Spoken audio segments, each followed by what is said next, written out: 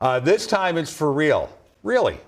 After years of delays, officials say that you'll really need a real ID to fly starting this spring. So far, though, only 40% of Minnesotans have the updated driver's license.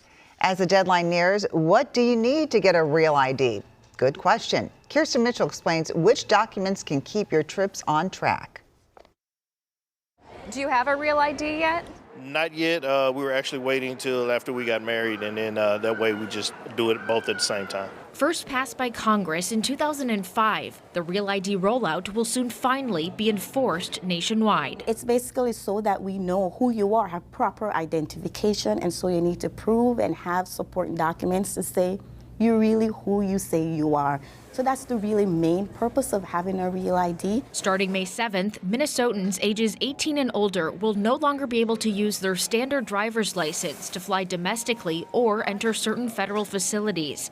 Instead, they'll either need a real ID, which has a small gold star in the corner, an enhanced driver's license, or other federally approved IDs such as a passport. I use my passport.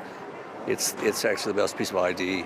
I arrive at the gate, I take out my passport, put it into the machine, pulls up all my data. This is a federal mandate, so it's not like, Minnesota is doing this on our own. This is a mandate that all the states have to go by. How do you get a real ID? What are kind of the steps you need to take? So there's no appointment. You just show up at an office that's nearby you that accept applications. Consider pre-applying online first, and don't forget your documents. Many of us know how that feels. Frustrating.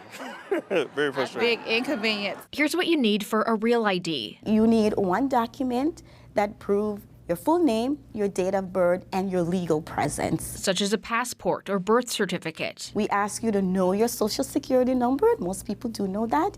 And then you need to have 2 forms of documents that says you live here in Minnesota. Like a utility bill or credit card statement. Just make sure you have a hard copy. So we can't just take it from your phone because it's important documents that we need to scan into our system. How long does it take to get this done? We are, for a turnaround time, we're looking at about 31 days for processing. So again, make that time, be proactive. Proactive because not everyone is a frequent flyer. You travel how many times a year?